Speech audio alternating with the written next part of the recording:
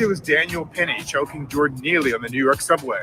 Now it's Harold Christie pushing a black subway dancer off the train in Washington, D.C. As we see in the video, Harold Christie, a white 57-year-old veteran of the U.S. Secret Service and a gun-carrying investigator for the D.C. Office of the Inspector General, enters a Green Line train at the Navy Yard station wearing a Panama hat, places his briefcase on the ground, and leans against the door to look at his phone. A young black man in black and red sweatpants is already sitting on the train to his left. Another young black man with white headphones is sitting on his right. They've set up a portable speaker near Christie, and after the doors close, they turn on the music and start dancing. Now, I've been in this situation dozens of times, and sometimes the dancers are really talented and they get lots of love, applause, and tips. Other times, even if they're good, it can be kind of annoying if you're listening to your own playlist on your headphones and somebody else's speaker drowns out your music. But it's a public subway train, and if you don't like it, you just move away from the music or wait for the next stop and move to another car. You know, not everybody in DC has a cushy government job, and the dancers are just trying to make a buck. But Christie isn't so calm. 2 seconds after the dancing begins, he takes off his hat and starts complaining. In 8 years of living in DC and 20 years of living in New York, I have never seen this happen before. Get off my train! Get off my effing train! Christie yells, according to witnesses. Everyone else on the train is minding their own business because they got some damn sense, but Christie loses it. He grabs a dancer, attacks him, and pushes him against the door. Meanwhile, the other performer pulls Christie off his friend to protect him. He doesn't swing at him or punch him. Unlike Christie, he's measured and restrained in responding to the unprovoked attack. But when the train reaches the next stop, Christie pushes the dancer off the subway car. And this is where it gets crazier. Christie now pretends that he's the victim. He wrote a letter claiming he was in apprehension of imminent offensive contact to me and the other passengers. That's a straight up lie. He even posted an out of context frame from the video on Reddit to make it look like he was the one attacked. And he told the Washington City paper that he was just trying to defend himself from what he calls false imprisonment on the train. Really, dude? In case you forgot your history, black people know a little something about false imprisonment, and watching a dance performance on a train is not it. But Christie told the newspaper he felt threatened. Remember, this guy is a former Secret Service agent and now a government official who still carries a gun, and he felt threatened. Have you ever noticed some of these guys with guns love to pick fights and then pretend to be the victim when they think they might get their asses beat? Just like George Zimmerman. Don't start none, won't be none. And why are white men feeling so fragile right now? They're only 30% of the population, but they run the entire government, the media, the courts, the police, and corporate America. Now they want to run the subway trains too? But I digress. After all that, Christie told the city paper, I don't regret anything because I didn't do anything wrong. The U.S. Attorney's Office disagreed and charged Christie with assault, and his trial is set for January 21st, one day after Trump's inauguration. Don't be surprised if Trump's Justice Department drops the charges, if they get around to it with all the mass deportations and day one dictatorship stuff. Or maybe Trump will just give him a pardon and make him the director of Secret Service. That's what y'all voted for, right? Cheaper eggs, my ass. Welcome to Let It Be Known. Waken's guy, he got a little jab in there at the end. That was really cool. What's going on, Barrington Salmon? Not much. How you doing? It's another day. It's a Monday. Do you know that I have to 6 a.m. be a nice guy, take a friend on a drive, but because I'm a nice guy. 6 a.m. Yeah, that's what I do. It's who I am. Well, good. Then. You'll surely be blessed. Is that right? That's what they say. Who's they? I don't know. The people that gave us our religion. I'm talking about in this part of the world. In the global South, we had our spiritual path before the other folks came. And yeah, they talk about, reciprocity. So that's who they is. Because every time people say they, they say, I heard they said, who in the world is they? Is there a group of people? Is like 4 or 5 people? Is it 100 people? It's a whole lot more than 4 or 5. The conventional wisdom then. That's better. The people who are the ones that for some reason we listen to. For some reason, they're the ones that we hold whatever they say, dear, and that type of thing. That they that gave us Christianity, that they that gave us all this other stuff that, you Wait a know. minute, I thought it was conventional wisdom.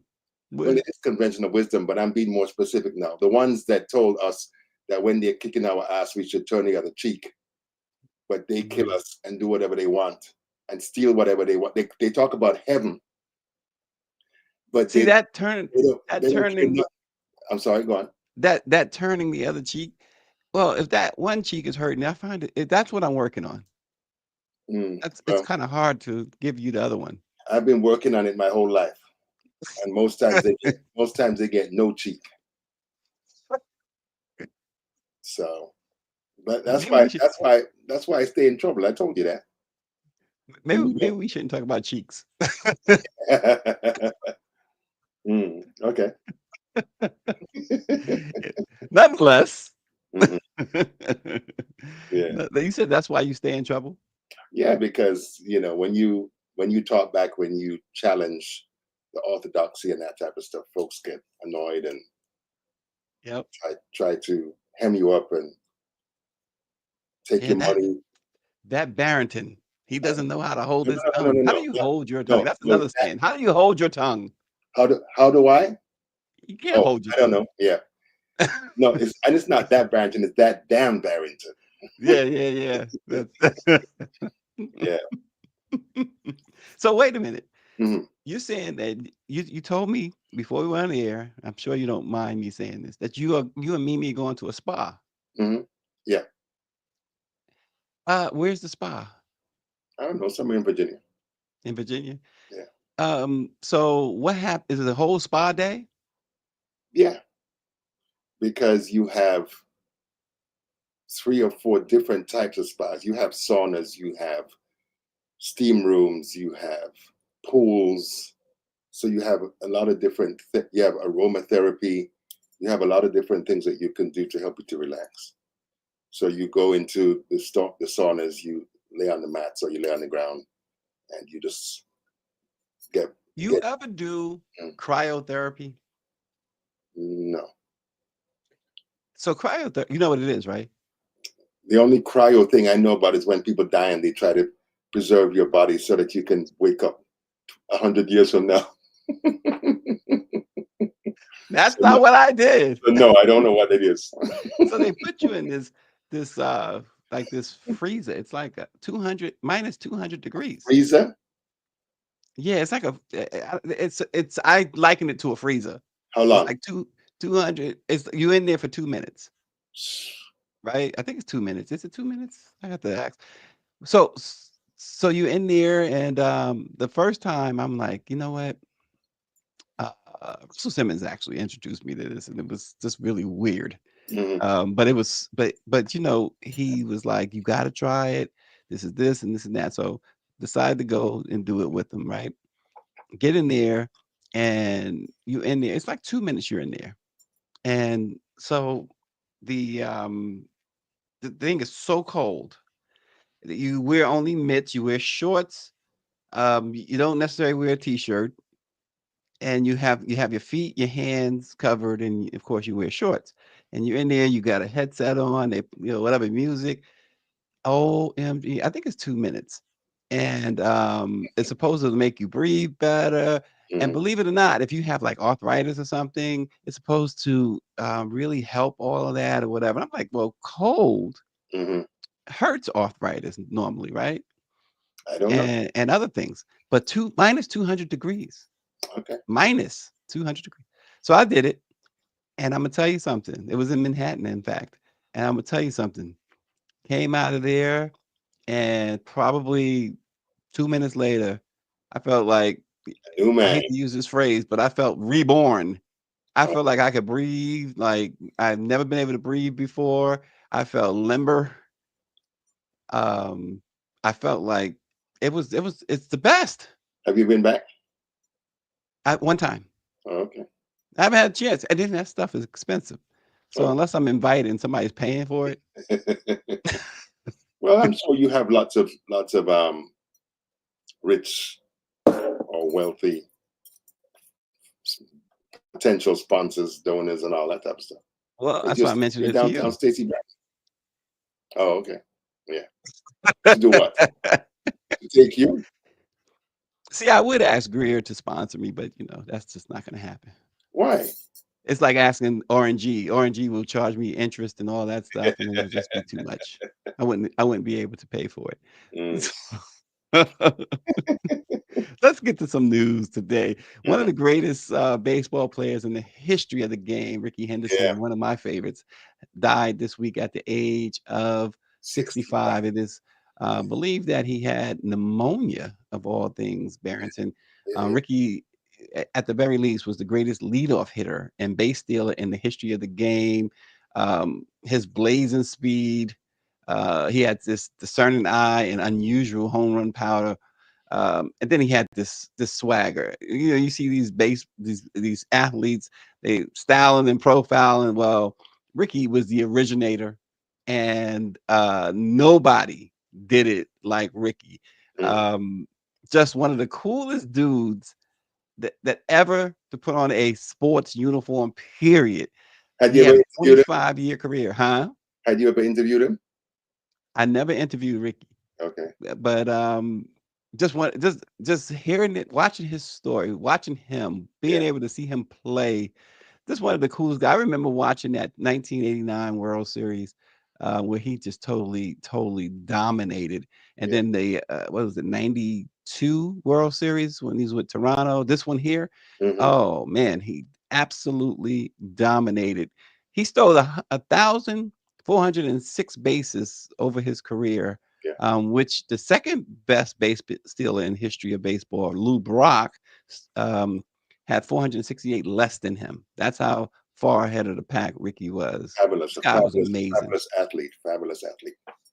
Yeah. It's always sad to hear, anybody dying, and then 65. I mean, come on, that's not old. No, it's not. Especially since we're in that range, that age range. So it's Since not old. you're in that age range. Since we're in that age range. Nice try. You and Austin love to pull my age up. Do I look that old? I've never said publicly what your age is. I just said that in our age range. Because you're probably thinking that you're 35. No, bruh. Nah, no. I even I won't even accept that. Even I. David Youngblood says some of us are older than that. Oh yeah, for sure. For sure. Oh man, but that was a it was horrible to.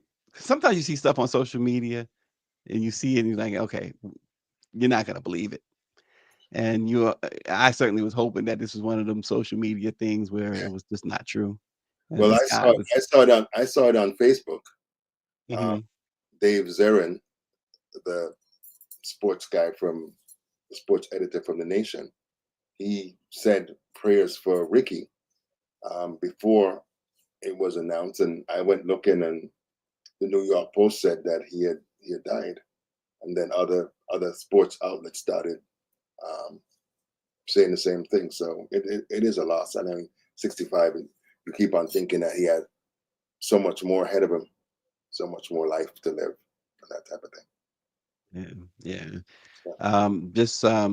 This past October, the Oakland A's, now the Sacramento A's, played their last game in Oakland, and Rickey and his daughter had the honors of his daughter actually threw out the first pitch, and Rickey caught the first pitch, the honorary first pitch. They named the stadium or the field in the stadium Rickey Henderson Field a few years ago because he was certainly the greatest Oakland athletic player.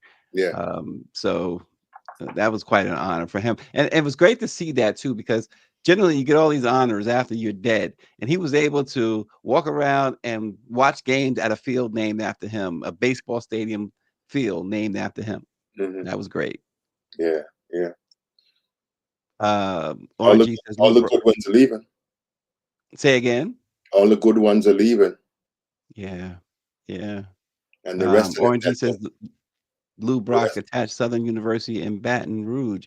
He says, I was sad and proud to see Rickey break his stolen base record. Nobody can say Cooperstown like Rickey.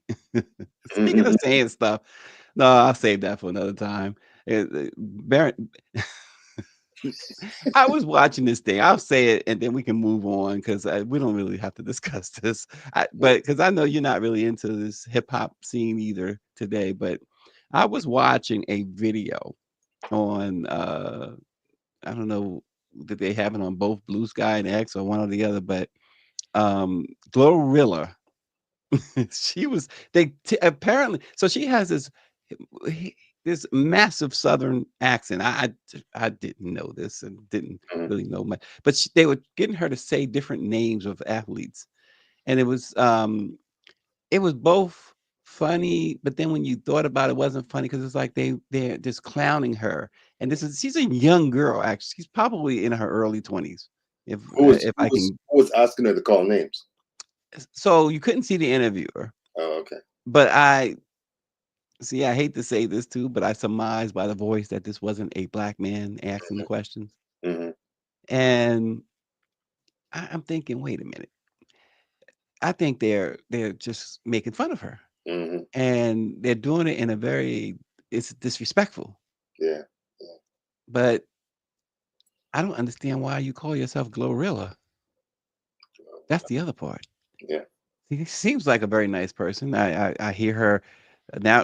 I'm starting to hear her talk a little bit, and that accent is so thick. Where's she from? It's unbelievable. So I Where's she wonder what from? her music sounds like. Where's she from? Memphis. Oh, okay.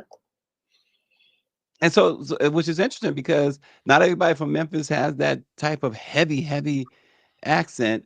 She almost talks like she's holding her teeth together. My man Memphis Jokes, who has a show every Wednesday night on social media, and he's a hip hop artist signed to Check These Split Slam Records. He doesn't speak like that. He doesn't speak with such a heavy accent. But That's the only other one of the thing I correlate. things that I understand, I don't know for sure, is that folks from a lot of other small towns in Mississippi and all them places end up in Memphis. So she could be Right. from the Mississippi Delta or somewhere else where that southern accent is real deep. So that's a possibility. Yeah. Yeah. And I hope that they weren't just doing it to mess with her, but we need to lighten up as well. Well, Not take a lot of things so seriously. that's true. But so speaking of that, I don't know if Greer Orangey is on top of this totally. I don't know if Greer has this or not, but and I don't know what to think of this. Fat Joe went off on black folks or and foundation. He says foundational black Americans, and folks are upset about it. They are saying like he's always tried to, and I don't know this about him. I'm just repeating on social media continues to say that he's hijacked black culture and he's made his money off black culture and he's always tried to discredit black folks when it comes to rap. And he made some very, very apparently harsh comments about black people. But the bit I heard was really he was going after Tariq Nasheed and these folks who only claim Antonio what they Brown. say foundational black Americans. Antonio, what's Antonio's last name? It's Tariq and him and that woman, Yvette Carnell. Mm-hmm. Them, yeah, they need to get dragged.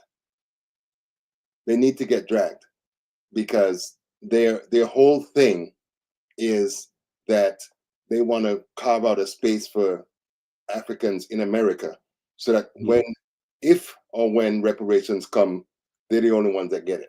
And I laugh because we ain't never gonna get reparations from these people. Right. Ever. That's never happening. Ever. Nope. Right? And Nope.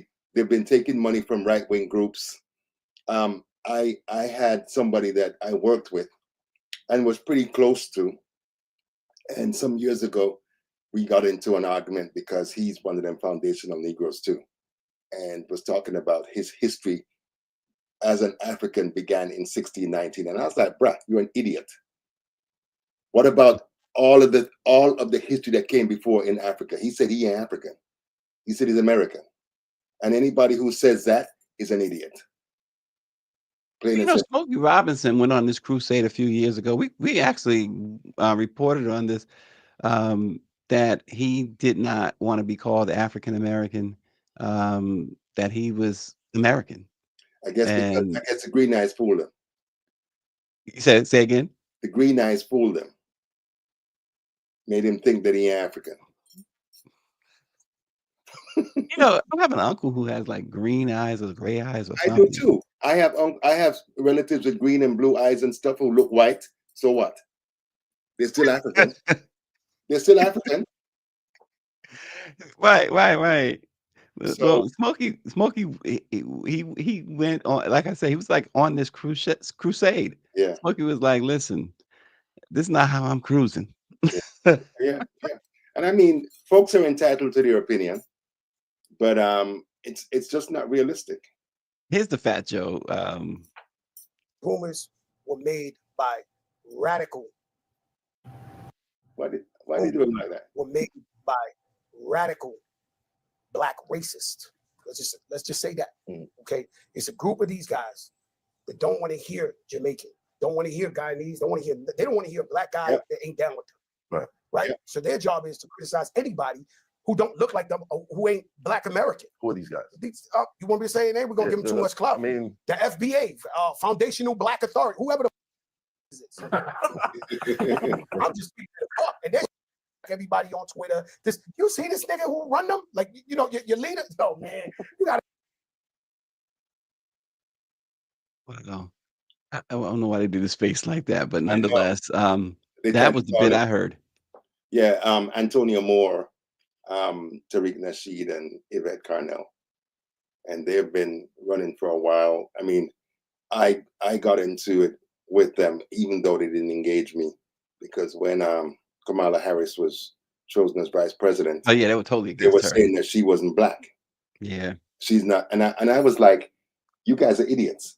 And they basically said that if you are a person of African descent who happened to land in America, that you're African, and any other African anywhere else in the world isn't African. And that's like, you guys are idiots. And I refuse to let anybody define for me who the hell I am. Do you think when you get pulled over by the cops, they're gonna say, "Are you foundational Black American, or you landed here?" Blah blah blah. They're gonna treat you the same way. Yeah, and I tell my Caribbean and African friends who are always critical of African Americans that if you get pulled by the police and you don't talk, they're gonna string you up or shoot you just the way that they do African Americans. It ain't gonna make a difference. Not gonna make a difference. No, David Youngblood says they may be entitled to their opinions, but not their own facts. Yeah. Yeah. So, Governor Mike Parsons of Missouri, and to see, this is another example. It's a good segue, I think.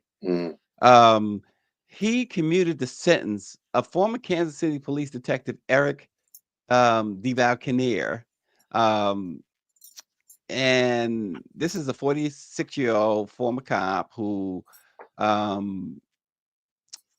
basically, from all accounts, racist. He's a former sheriff, actually, and he killed a Cameron Lamb, right? Yeah. The 26-year-old Black man that this former sheriff killed. And this is the same governor who refused just a couple of months ago to step in and stop the execution of Marcellus Williams, who consistently maintained his innocence, and who prosecutors said, wait a minute, the prosecutors said, no, he didn't do it. Yeah. And yet the governor refused to stop the execution of Marcellus Williams. He was the last resort. He had all the power to do so. And now he pardons this guy the sheriff who killed this Black man and has a history of racism. Well, that's what this is going to be par for the course going forward, at least for the next 4 years, because the Orange Menace already said that he's going to give cops total immunity. They have qualified immunity now, which has protected them from doing all the type of shit that they've been doing to black people all this time. And you know, my thing is like, maybe if people start shooting back, because it's, in my mind, it's gotten to that, because they've unleashed the hounds of hell on black people, and it begins on, well, it began already, but it's going to be in full gear on January 20th. Mhm. So, Well, this morning, about 5 o'clock this morning, got a release. Old people get up early, right? Oh, you know, people when they start getting in their 70s and 80s, they get up early, right? Because I remember my grandmother used to get up like like you, 5 in the morning. like you. So, like, listen, let me tell you something. If that alarm clock goes off, and it's like, oh my gosh, here we are again. But yeah, I guess I get up early too, Baron. I do. I'm up at 2, 3, 4 o'clock in the morning and stuff. So, But at 5 this morning, the president announced the commutation of the sentences of 37 individuals on federal death row. There's 40 people Mhm. on death row, federal death row, and he commuted the sentences of 37 to life in prison. Mhm. And he said he's been against the death penalty. Uh-oh, Dr. Nicole has got a complaint. Yes, you say. Said older people, and Quinn gets up that early. Oh, Trixie says, I get up early and I am far from old. Okay, they swinging on me, Barrington. Oh, okay. You better duck. But Biden gets up 5 o'clock this morning and starts pardoning commuting death sentences. When is he gonna get up 5 o'clock in the morning and pardon Marilyn Mosby and Mahmoud Abdul Jabbar? Oh gosh, you know who I'm saying, Mamir. What's his name? You know who I'm talking about. Um, I don't They remember know who I'm his talking name. about. Somebody's Yeah, gonna put his name in yeah. there. And Leonard Peltier and all of the Black Panthers who've been rotting in prison for 50 years, and the Black Liberation Army folks, and all of these other Americans who've been fighting against this system. That, if he's really serious, he should be doing that, and not, because I saw the list of people that he gave clemency to, and most of them are criminals. Don't deserve to see another day out. Listen, when we saw last week, when we reported on his pardons and clemencies, a number of them stood out, but none stood out more than the Kids for Cash Yeah. racist Judge Conahan up in Luzerne County, Yeah. Pennsylvania.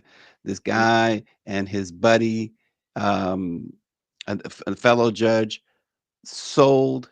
They helped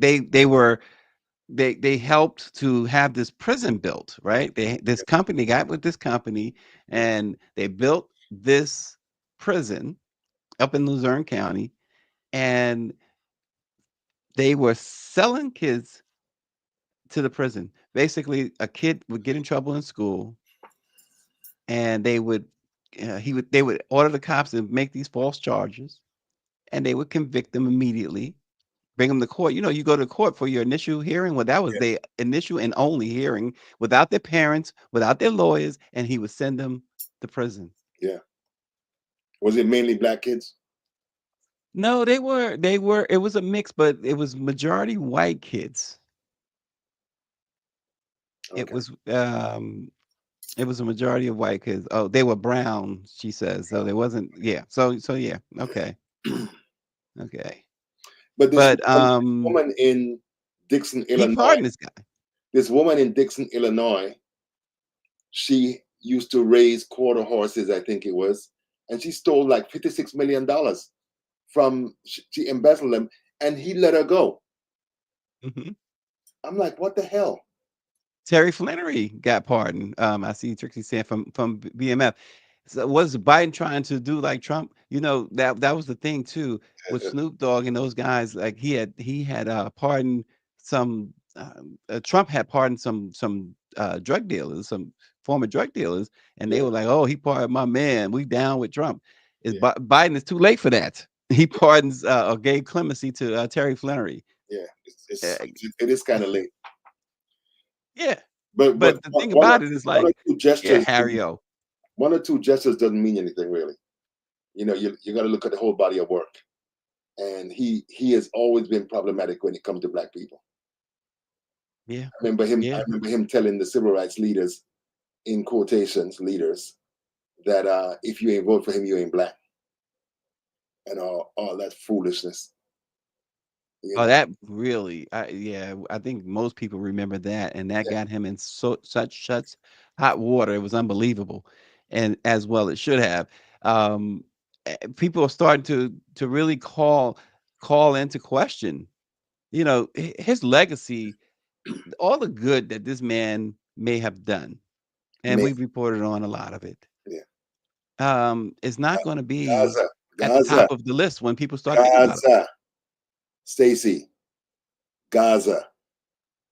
That's his legacy. That's his That's legacy. it. That's it. That's Because it.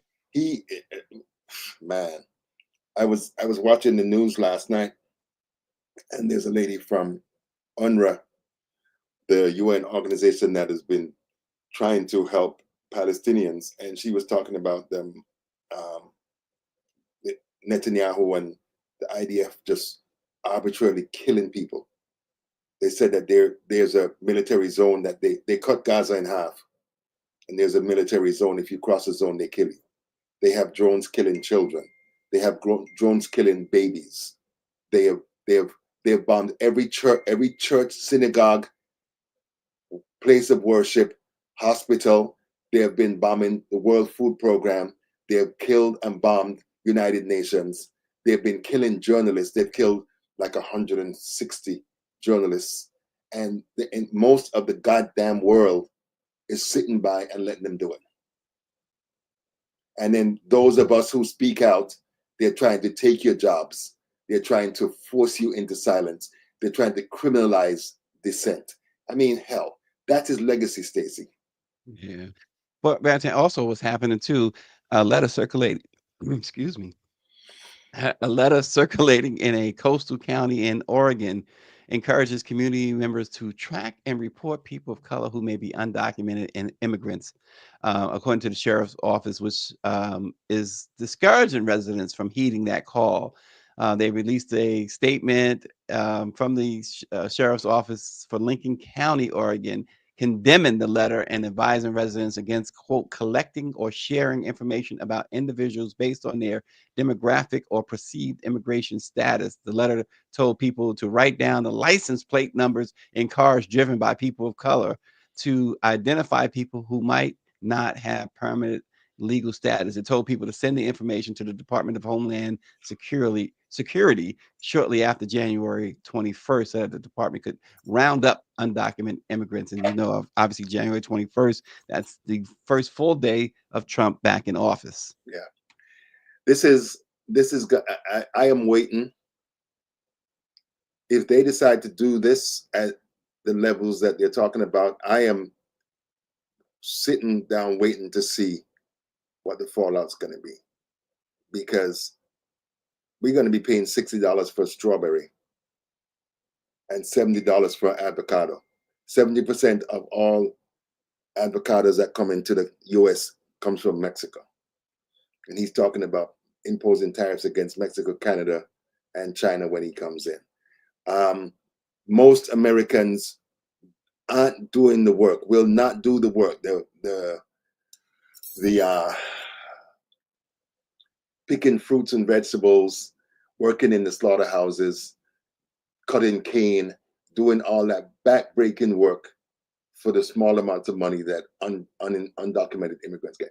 One of the things that's really interesting to me is how easily Americans have been fooled by these liars in high places. Because if you're an undocumented immigrant, you don't get Social Security. You don't get Medicaid. You don't have a social Security card. So you ain't getting no money from nobody. The money you make is the money that you work. And I saw a report that said like 90 $7 billion that undocumented immigrants made. Oh, no, not true. They donated $97 million. Was it billion? It might have been billion dollars to state, local, and federal in tax entities. So they're not the takers. The Right. takers are these pricks who are in high places. The Bezos, is that his name, Bezos? And Bezos. Yeah. the Musks and the Schwartzmans, because Schwartzman owns BlackRock or runs BlackRock or something. All these dudes that don't want to pay no taxes, that ain't gonna be paying no taxes. Mm. It's some garbage, bruh. Yeah. Listen, and Trixie is reminded of this. This so we saw at the top. Keith Boykins was talking about what happened in the DC subway. What happened the other day on the New York subway is it's just inexplicable disgust. A man set a Daniel woman on Penny? fire. Daniel Penny, you talking about? No, this was just the other day. Dave, it was over the weekend anyway. A man set a woman on fire. Ooh. Video shows too that basically sat and watched her burn as she was sleeping. And I don't know. There's not a lot we know yet about this woman. Did they catch her? I don't know if she was a lot of people fall asleep on the New York City subways. They tired. Mm-hmm. I Oh, don't she know was if she on the was train. unhoused. She was on the train. She was on the train. She fell asleep on the train. Ugh. And this guy decided to set her on fire. And the photos and the video that they have is just absolutely horrid. It's just really gnaws at you that a human would do that to another human for no apparent reason. But they're not human, Stacey. The ones who are doing this and the ones who are advocating this, they're not human. I refuse to include them in the human race. They're savages. They're beasts. And I don't care who's offended, because you show who you are by the way you behave. Yeah, setting someone on fire is just next level evil. Yeah. And the to thing, watch, the thing that really grinds my gears is that somebody like this, they're gonna say, "Oh, they're mentally unstable," instead of just saying that they're evil. yeah, this is 100% evil. Hmm. That's just that there's no reforming that. No. This is somebody who should be on that list of being executed and not have their sentence commuted. That's for sure. And This is horrible. They shouldn't even waste time putting him in prison. Don't waste taxpayers' money. Yeah, and Trixie says that she was on the train car and people watched instead of throwing a jacket or something on her. No one told her to drop and roll. She could have made it. You imagine, based on the information that we have, she's sleeping, disheveled. You wake up, you see her in the video get up on fire. Wow. And you imagine the shock. Yeah. Among other things. Yeah. That Among might be other why things. people didn't react. That might Yeah. have been the part of the reason why they didn't react. And I imagine that if she was a woman in a Anne Klein dress suit or whatever, See, that's they right. would have been more willing to help her than Yeah. somebody who is unhoused. That's what makes me leads me to believe, I should say, and it could be wrong, but it leads me to believe that this was either an unhoused woman, certainly maybe a black woman, or a woman of color. Because, like you said, if this was some businesswoman, on the train and other people on the train, generally, somebody's gonna say something or do something. But you know what we're seeing, Stacey? We're seeing the value that other people put on other people's lives. Mm-hmm. And I've said it and I've gotten kicked around on Facebook, but I don't care. White lives are more important than black and brown lives. Jewish lives are more important than Palestinian lives. American lives are more important than anybody else's lives. And so they have put a value on it. And when we end up in man-made situations or natural situations, a lot of times we can't expect to get no help from nobody because they don't think of us as being human beings. And the thing that I think is most insidious about Trump and what Trump and his people are doing is that they have demonized a whole group of people to the point that when this happens, people are like inured from being sympathetic or thinking of them as human beings. And that's what they want, because if you think of someone as vermin when they're being put in a train to a detention center, you're not going to be thinking that you care about who this person is. But in Jamaica, they have a saying that says, God nah sleep. And these people are going to pay. They're going to, Yeah, is look at that her? That's her. Is she alive? No. Did she live? No. Shit. And this is as hard as it is to think about and say this, it's probably best that she didn't. Yeah. Just unbelievable. I think about 9/11. If I was in one of those towers and a plane hit, I'm jumping. Some did. I'm jumping, bro, because the whole burning thing, no, I can't do Some that. did, yeah. A lot did. That's A lot horrible. did. It's horrible. It's Yeah. horrible. You remember when ISIS came onto the scene and they were putting people in cages and burning them alive and stuff like that? I'd You know, never it seen. takes I'd never seen that. it I'd never seen that. just huh? I'd never seen that.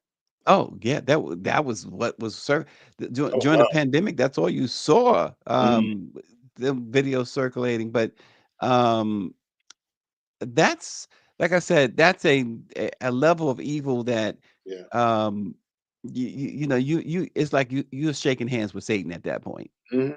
That's how that type of evil that you should not be on planet Earth. Yeah. You But should not. you You know, should be eliminated. the thing too that is very sobering for me is how easily a section of this country has embraced that. They don't care. It's Nope. us versus them. They keep on telling us this lie about scarce resources.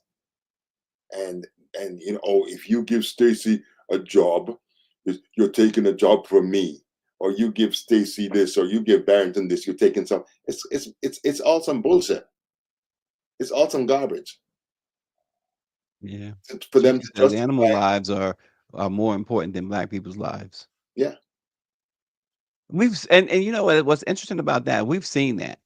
yeah, We've seen that. And we see a little bit of it too, and maybe more than a little bit. The other day, Michael Vick got hired yeah. at an HBCU head coaching job, and what was it? It was the Peter, animal group. Is it Peter, Peter? Who's the animal group? Peter. Peter? Yeah. Them, They them, put them people are interested, Stacey, because they're acting like he should never be forgiven for what he did.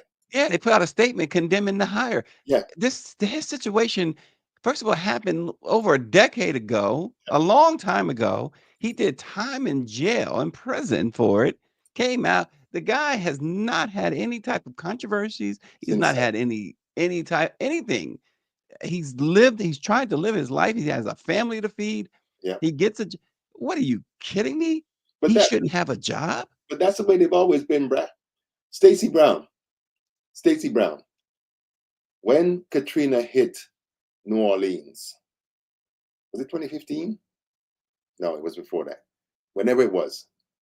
Do you know that they had these animal rights people that sent aircraft to New Orleans to pick up animals and Pick up animals instead of humans. and didn't care about the humans who were dying and suffering down there. They all can go to hell as far as I'm concerned, because they're not human beings either. And anyway, Yeah, right. This dude, I don't know if you remember the story. This dude got hemmed up by a cop with a dog, a police dog, and he shot the dog. And dude got 35 years. 35 years. 35. And we had these cops and a George Zimmerman who killed us, and they walked. But I'm telling you something. Watch and see how the reaction to Mangione killing Brian Thompson. Oh well, we see that reaction. See how it spins out, because that started something in terms of people expressing their rage and their anger at the way that this system is set up. That's just the beginning, bruh. That's just the beginning, because people are tired. Yeah. And everywhere we turn, we see the vast disparities. Yeah. Well, and just to close out the thought on Michael Vick, he agreed to deposit nearly $1 million in an escrow account to reimburse others for the cost of caring for the confiscated dogs from his property. And then he supported the Animal Fighting Spectator Prohibition Act, which established federal misdemeanor penalties for spectators of illegal animal fighting and made it a felony for adults to bring children to fights. The law was passed in 2012. You talk about somebody who has made restitution and then some. I mean, they took $1 million from him, basically. You can't tell me that he wanted to give up $1 million for that particular cause, but he did, and hasn't looked back. So it's just it's pathetic. But let's move forward here. The Justice Department filed a lawsuit yesterday against the state of Louisiana and Louisiana Department of Public Safety and Corrections, alleging that the state and the Louisiana Department of Corrections maintain a pattern of or practice of confining incarcerated people for weeks and months after they have fully completed their prison sentences and are legally entitled to be released. They are violating the 14th Amendment, according to Assistant Attorney General Christian Clark of the Justice Department Civil Rights Division. So, Barrington, they in Louisiana, they just do whatever they feel, and they are holding people. And let's be real, and RG can speak to this for sure. And down in Louisiana, the vast majority of the prison population is black. Black, yeah. But I don't know why you're talking about Louisiana. Louisiana, Mississippi, Georgia, Florida. It's the same thing. It's the same thing. The law is for white people to hold us down. And I was chuckling the other day when I thought about you, because I've been saying burn it down since I met you. Way back, what, 2012? Hey, yo, bruh. This prison industrial complex, they said they make about $2 billion a year from inmates, because they're paying Barrington 4 cents an hour and paying Stacy 2 cents an hour. And all of the a number of the major corporations are using slave labor. But Louisiana is particularly egregious. And like you said, they do what they want. They don't care.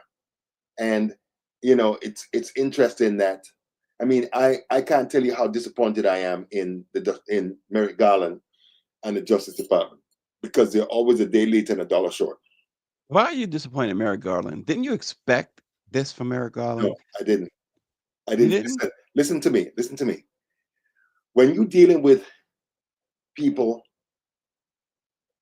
of the type that surrounds them, that the Orange Menace surrounds himself with, when you meet people that are like, we don't give a damn about the law, we're going to do what we want, and we're willing to pay the consequences, you can't be acting like you want to turn the other goddamn cheek, right? You got to be aggressive, and you got to fight fire with fire.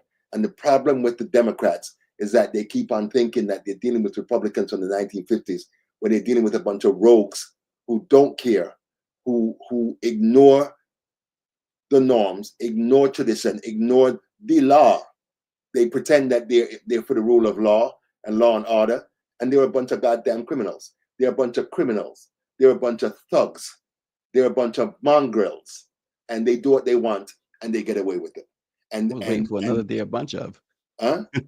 I was waiting for another "they are a bunch of." I could do that all day. They're miscreants. Hey, call them whatever you want, and they don't care. Yeah. Louisiana prisons have experienced 50% spec. Yeah. Yeah, it's par for the course. Let's try and end on a more monotone, I guess. So, among the things with so Donald Trump has proposed to end daylight saving time, Barrington. This is more mono, I guess, tone Yeah. than so here's the thing. Donald Trump wants to end daylight savings time. So you observe it from what, March to November 3rd, right? Which means an extra hour of sleep, plus earlier sunrises. And the opposite end of that, right, is earlier sunsets. Yeah. And sleep and health experts, they largely agree that year-round standard time, the time we're about to observe, or currently observing, I should say, is undeniably better for us. Many legal experts are hoping to put an end to year-round daylight savings time anyway. And Trump says he's going to end it. But what's the most notable change?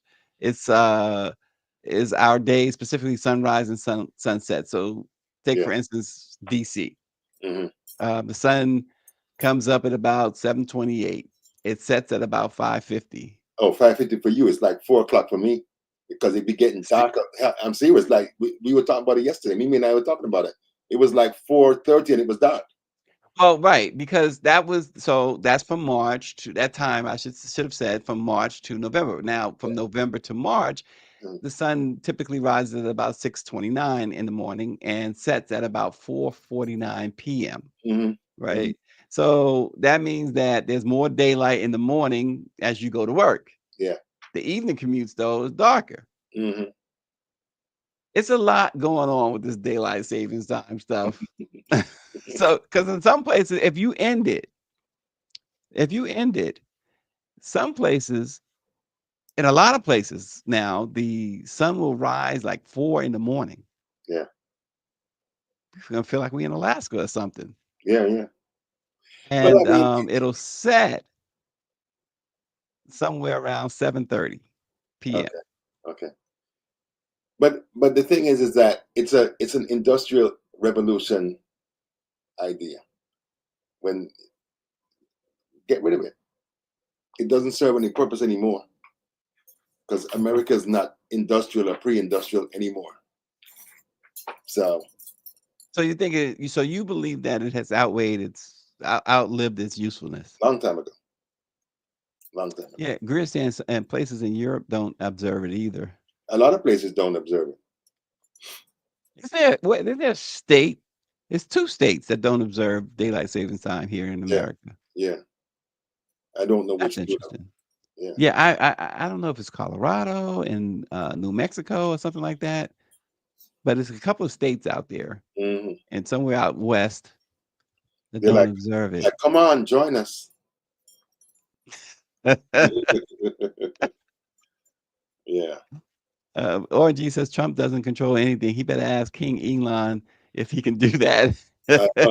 He's getting upset about that. You know that, right? Of course he is. And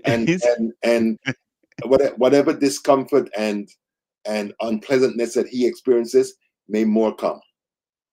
A whole lot more come. President Musk, he's really, really upset about that. And I saw something on some story with them, with a piece from Truth Social saying that I'm the president. And and I was like, this dude is so insecure because he don't have to tell nobody he's the president.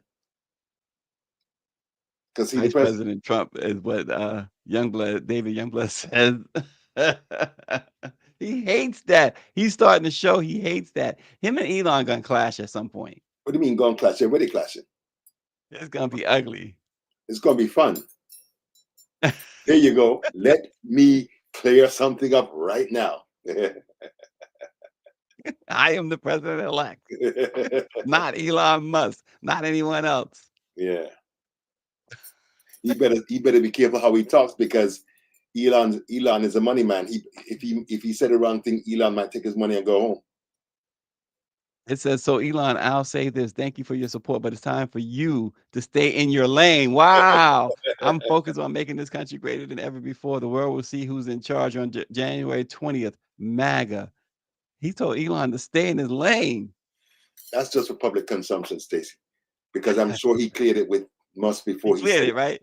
Is this okay for me to say this? Cleared it with the president-elect. But we'll continue with everything as it is. Yeah. I didn't see that full statement. I didn't know he used that terminology, stay in your lane. Wow. That's interesting. Uh-oh. Wait a minute. What is that? I saw the one with Elon as a puppeteer with Trump on strings. Oh gosh, there's just so many out there. There's some as Trump as a baby and Elon taking care of him. I mean, there's some with them two in the bathtub together.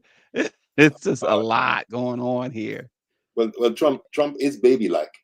He's a little child, and they said he wears Depends. So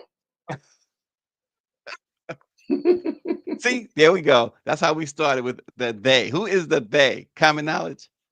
No.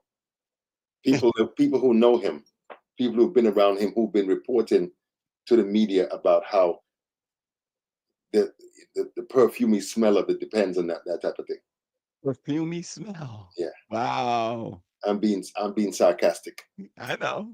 Yeah. But that's some diabolical stuff right there. That's not diabolical. They keep showing this video of him in I don't know where he was sitting. It looked like a cathedral or something, In and France. these people around him France. can't stand. Look at this! Oh my gosh! Uh-oh. On this note, Elonia. I'm done. Oh my gosh! Yeah, he was at the reopening of the cathedral, Notre Dame, in Paris, and they showed him sitting by himself with people several chairs away from him because of his malodorous smell. Oh gosh, folks, this is quite the week. We got a special coming up, something different, I should say. We don't like to say special, because we're the special ones. We got something different coming up this week, so stay tuned to let it be known. We've been talking about this thing that we've done with the estate of Michael Jackson, so we're going to present you something different for Let It Be Known. Stay tuned. Day? Thanks for watching. What We'll day? see you tomorrow. What day?